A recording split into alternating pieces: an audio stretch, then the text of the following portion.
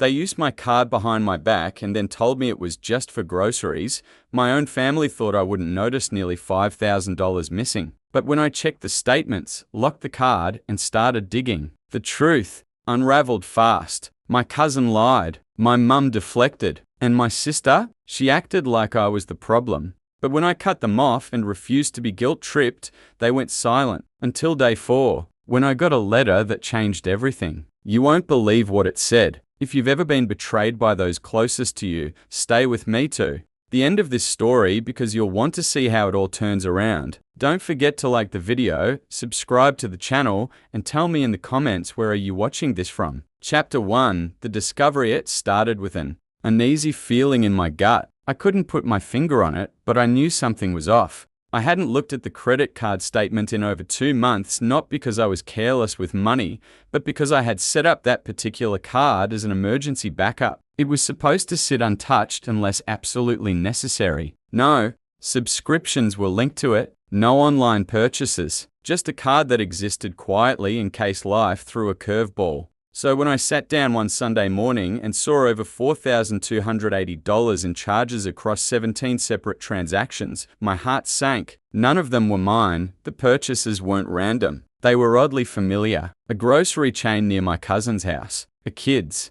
clothing store that my sister loved, a chain restaurant my mum frequented, and one hefty charge at a party supply store. My head spun as I cross-checked dates, items, locations. There was no mistake. My family had been using my card. Without asking, without permission. Chapter 2, the confrontation. He decided to go straight to the source. I texted my cousin first. Hey, did you use my credit card recently? The reply came within seconds. Oh yeah, we just used it for groceries. Basic stuff. Nothing crazy. Basic stuff? Over $1,200 worth of basic stuff. Then I texted my mum. Her reply shocked me even more. It's not like you're hurting for money. There it was. The entitlement. The assumption that because I was financially stable, I somehow owed it to them to be their silent benefactor. I didn't respond. I locked the card, contacted the bank, initiated a full fraud investigation, and requested a reissue with completely new authorization protocols. Then I sat back and waited. Chapter 3, the backlash. At exactly 3:11 p.m. that day, I got a text from my sister. Why are we getting declined? I replied coldly, because you were never approved. The family group chat, which was usually buzzing with pictures, jokes, and weekend plans, fell completely silent. Not one word, not even a passive-aggressive emoji. For 3 straight days, nothing. But on the 4th day, something arrived in the mail. A formal letter, not handwritten, not warm. It was typed, formatted like a business notice. At the top, my cousin's name. At the bottom, a signature from her lawyer. She was contesting the fraud report. Chapter 4, the real motiveth. Letter was dripping with entitlement. It claimed I had given implied consent to my family members to use my card because I never raised issue previously and because I had allowed access to the card on one occasion years ago. That one occasion, I paid for my cousin's groceries once during a hard time with my own hand.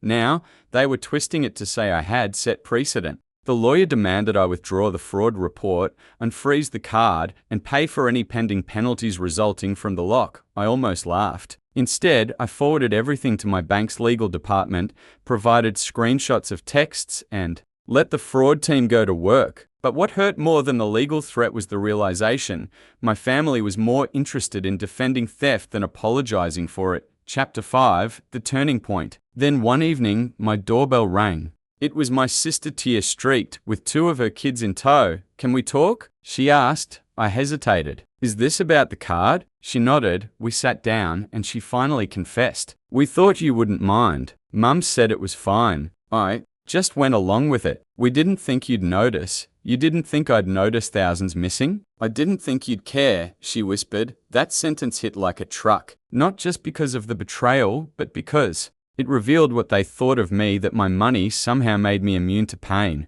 That being well off meant being unworthy of respect. I told her I wasn't dropping the fraud claim, but I wouldn't push for prosecution if they repaid every cent. Slowly, in writing, legally, she agreed. Chapter 6, aftermath. A month later, I received the first payment, $75. Not much, but it wasn't about the amount. It was about the line I had finally drawn. The rest of the family remained distant. My cousin blocked me. My mum texted only once, saying she was disappointed in how I handled things, but I wasn't. For once, I chose boundaries over blind loyalty, and that changed everything.